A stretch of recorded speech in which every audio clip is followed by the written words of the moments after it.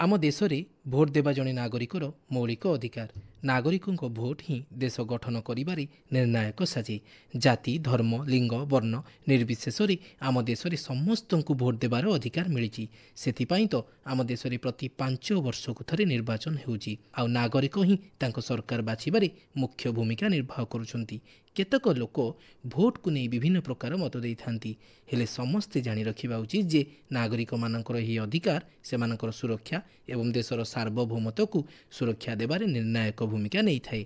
तेबे निर्वाचन संपर्कित अनुचिंता को नहीं आंचलिक संवाद विभाग आकाशवाणी संबलपुर पक्षरु एक बेतार नाटक प्रस्तुत करा जायछि। आसंतु सुनिबा।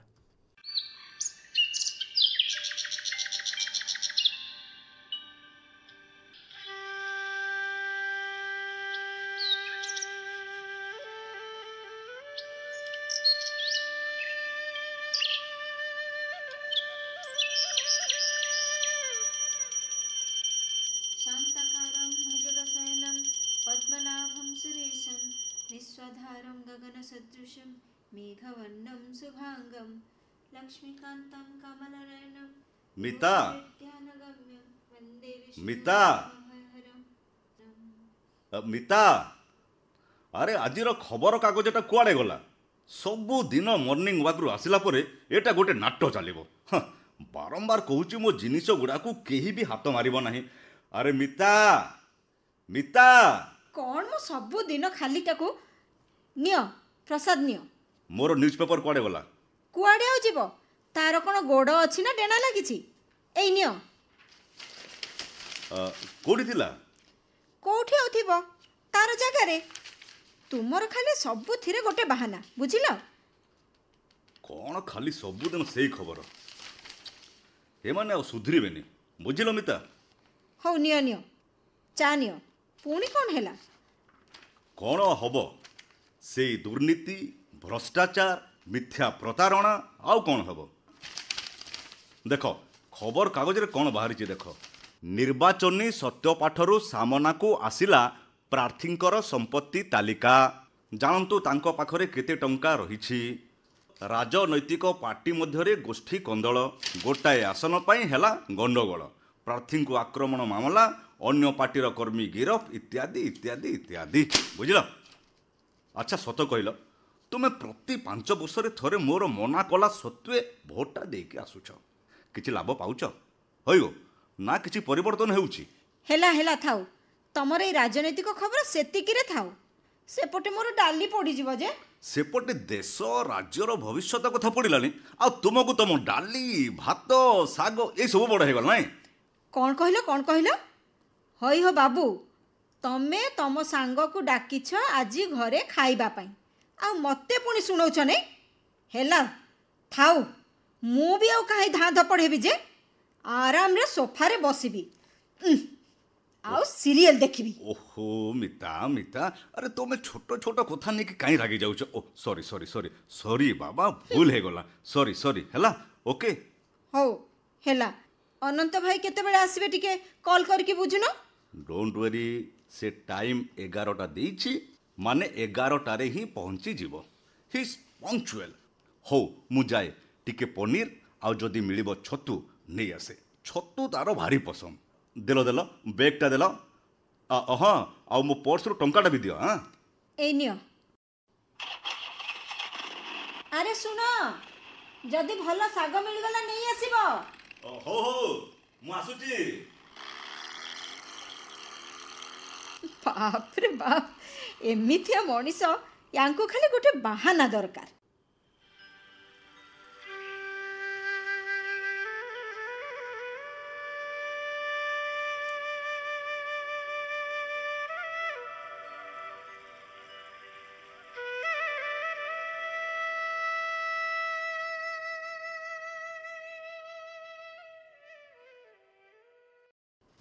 अनंत भितर कुआ मिता। अरे मिता अरे देखो अनंत आसीगलानी। भाउजा नमस्कार। अरे अनंत तमे तो आहुरी यंग देखा गलनी। कथा कौन मो भौणी ज्योत्सना को चक्कीर अटा दउछि खाइबा को? कौन कोई भी भाउज ए डायबिटीज टिके बाहरी गला परे मोर तो सब बंद अछि ଖାଲି ସିଝା ଖାଇ ଖାଇ ଏ ପାଟିଟା ମୋର ଭାରି ଗରମ ବାହାରେ ନେଇ ମୁଁ ଟିକେ ଲେମ୍ବୁ ପାଣି ସରବତ ନେଇ ଆସୁଛି। ସତ କଥାରେ ଭାଇ, ବାହାରେ ପାରା ଯେମିତି ଗରମ ସେହିଭଳି ସାରା ଦେଶ ସାରା ରାଜ୍ୟରେ ଆଉ ଗୋଟେ ତାତି। ଆଉ ଗୋଟେ ତାତି? ଓହୋ, ନିର୍ବାଚନୀ ତାତି କଥା କହୁଛୁ? ଗୋଟେ ଶୁଣ, ଗୋଟେ ବଢିଆ ପ୍ରୋଗ୍ରାମଟେ କରିବା। କ'ଣ?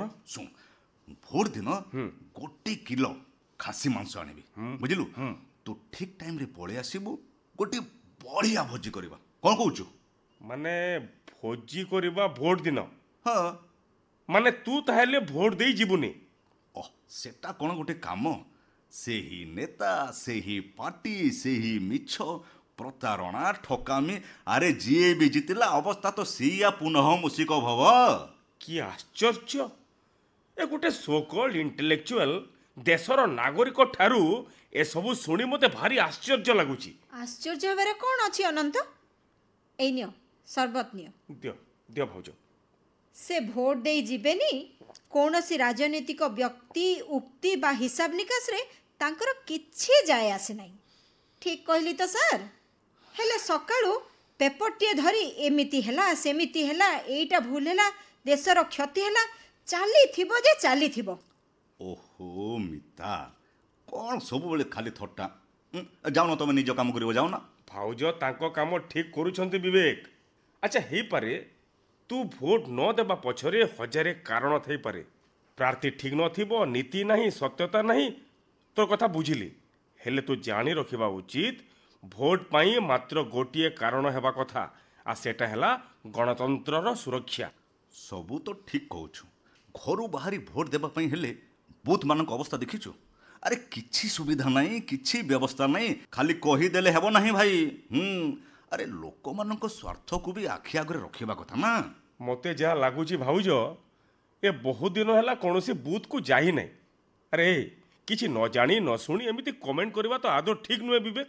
ଖାସ୍ ତୋ ଭଳିଆ ଚିନ୍ତାଧାରା ପାଇଁ, ତୋ ଭଳିଆ ଲୋକମାନଙ୍କୁ ସଚେତନ କରିବା ପାଇଁ ନିର୍ବାଚନ ଆୟୋଗ ସ୍ପିପ୍ SVEEP ମାନେ systematic voters education and electoral participation, ଏହା ମାଧ୍ୟମରେ ସଚେତନତା ଆରମ୍ଭ କରିଛନ୍ତି। ମାନେ ଏଇଟା ପୁଣି କ'ଣ? ଭାଉଜ ତମେ ବି ଜାଣିନ? ନା। ଆରେ ସିଷ୍ଟମେଟିକ୍ ଭୋଟର ଶିକ୍ଷା ଏବଂ ଭୋଟର ଅଂଶଗ୍ରହଣ କାର୍ଯ୍ୟକ୍ରମ, ଏହା ସ୍ପିପ୍ ଭାବରେ ଅଧିକ ଜଣାଶୁଣା ଆମର ଏଇ ଭାରତବର୍ଷରେ। ଆଚ୍ଛା, ଭୋଟରର ଶିକ୍ଷା, ଭୋଟରର ସଚେତନତା ଏବଂ ଭୋଟରର ସୂଚନା ବୃଦ୍ଧି ପାଇଁ ଏହା ଭାରତରେ ଏକ ପ୍ରମୁଖ କାର୍ଯ୍ୟକ୍ରମ। 2009 ପରଠାରୁ ଆମ ଭାରତର ଭୋଟରଙ୍କୁ ଶିକ୍ଷା ଦେବା ଏବଂ ସେମାନଙ୍କୁ ନିର୍ବାଚନ ପ୍ରକ୍ରିୟା ସହିତ ଜଡ଼ିତ ମୌଳିକ ସୂଚନା ସହିତ ସଚେତନତା ଦିଗରେ କାର୍ଯ୍ୟକ୍ରମ। ଜାଣିଛ ଭାଉଜ, ଗୋଟିଏ ଦେଶରେ ଯେତେ ନାଗରିକଙ୍କର ଭୋଟର ଅଧିକାର ରହିଛି, ସେହି ଦେଶ ଅଧିକ ଗଣତାନ୍ତ୍ରିକ ବୋଲି ବିବେଚନା କରାଯାଏ। ଏହିପରି ବିଶ୍ୱରେ ଗଣତାନ୍ତ୍ରିକ ଦେଶମାନଙ୍କ ମଧ୍ୟରେ ଆମ ଦେଶ ସର୍ବବୃହତ, କାରଣ ବିଶ୍ୱରେ ଆମର ସର୍ବାଧିକ ସଂଖ୍ୟକ ଭୋଟ ଅଧିକାରୀ ନାଗରିକ ଅଛନ୍ତି। ବୁଝିଲୁ ବନ୍ଧୁ? ସେ ସବୁ ଠିକ୍ ଯେ ସ୍ପିପ୍ ଏହାର ଉଦ୍ଦେଶ୍ୟ ଓ ଆଭିମୁଖ୍ୟ କ'ଣ?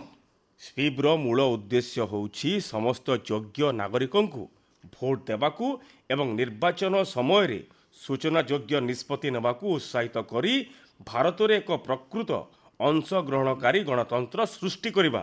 କିନ୍ତୁ ଭୋଟ ଦେବା ପାଇଁ ମୋତେ କେହି ବାଧ୍ୟ କରିପାରିବେ ନାହିଁ। ଏ କେମିତି କଥା କହୁଛୁ ତୁ? ଏଠି ବାଧ୍ୟ ହେବାର କି କରିବାର ପ୍ରସଙ୍ଗ କେଉଁଠି?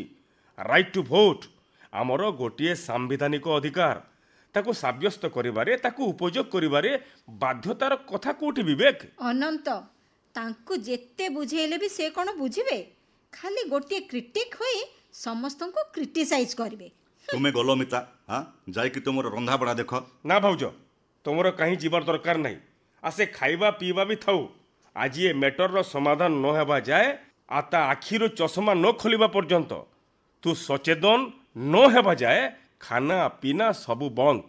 ଆଚ୍ଛା ବିବେକ, ତୁ କେତେ ବଡ଼ ଅପରଚ୍ୟୁନିଟିକୁ ମିସ୍ କରୁଛୁ ଜାଣିଛୁ? ଖାସ୍ ଭୋଟ ଦେବା ପାଇଁ ଲୋକମାନେ ଅନ୍ୟ ରାଜ୍ୟରୁ, ଅନ୍ୟ ଜିଲ୍ଲାରୁ ନିଜ ଘରକୁ ଆସୁଛନ୍ତି। ଏଇ ଯେମିତି ଆମର ଏପଟେ ନୂଆଖାଇରେ ଆସନ୍ତି। ହେଲା ମିତା ହେଲା, ତମେ ଗଲ ରନ୍ଧାବଢ଼ା କରିବ। ଆଉ ଆରେ ତୁ କ'ଣ ଗୋଟେ ସ୍କୁଲ ମାଷ୍ଟର ଭଳିଆ ମୋର କ୍ଲାସ୍ ନେବା ଆରମ୍ଭ କଲୁଣି? ଆରେ ବାବୁ, ମୁଁ ବି ଜାଣିଛି ଆବ୍ରାହମ ଲିଙ୍କନଙ୍କର ସେହି କଥା। Democracy is a government of the people by the people and for the people. ବେଶ ଏବେ ହେଲା ହେଲା, ବହୁତ ବଢ଼ିଆ ହେଲା। ହେଲେ ଭାଇ, ଏଟା ଖାଲି କଥାରେ ନ କରି କାମରେ ପ୍ରୟୋଗ କରିବାଟା ହେଉଛି ଗୁରୁତ୍ୱପୂର୍ଣ୍ଣ।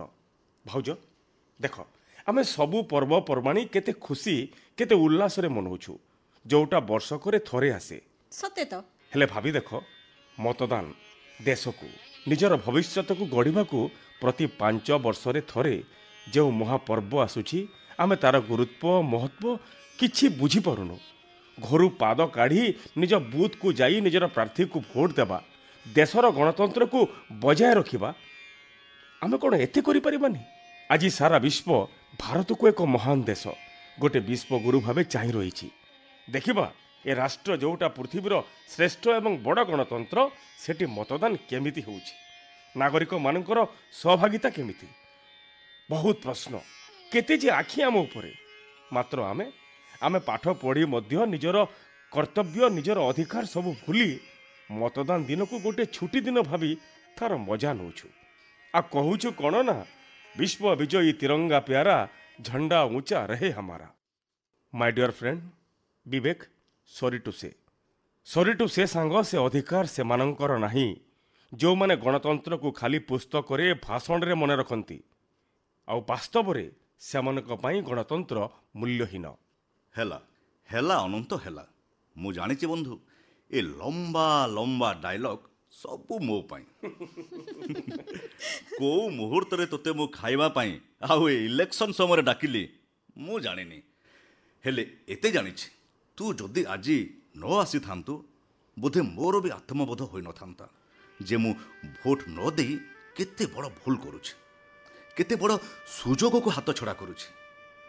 ଦେଶର ନାଗରିକ ହୋଇ ମଧ୍ୟ ଦେଶ ପାଇଁ କେତେ ବଡ଼ ଅନିଷ୍ଟ କରୁଛି। ଥ୍ୟାଙ୍କସ୍ ଅନନ୍ତ, ଆଜି ତୋ ପାଇଁ ମୁଁ ଗୋଟେ ବହୁତ ବଡ଼ ଶିକ୍ଷା ପାଇଲି। ଆଉ ତୋତେ କଥା ଦେଉଛି, ଯେଉଁମାନଙ୍କୁ ମୁଁ ଜାଣିଛି, ଯେଉଁମାନେ ଭୋଟ ଦେବା ପାଇଁ ଘରୁ ବାହାରୁ ନାହାନ୍ତି, ସେମାନଙ୍କୁ ମୁଁ କାଲିଠୁ ନାଇଁ ଆଜିଠୁ ବୁଝେଇବା ଆରମ୍ଭ କରିବି। ହଉ ଚାଲ, ଇଲେକ୍ସନ ପାଇଁ ସିନା ସବୁଆଡ଼େ ତାତି, ହେଲେ ଆମ ଖାଦ୍ୟ ସବୁ ଥଣ୍ଡା ପଡ଼ିଯିବ ଯେ। କ'ଣ? ଖାଇବ ଚାଲ।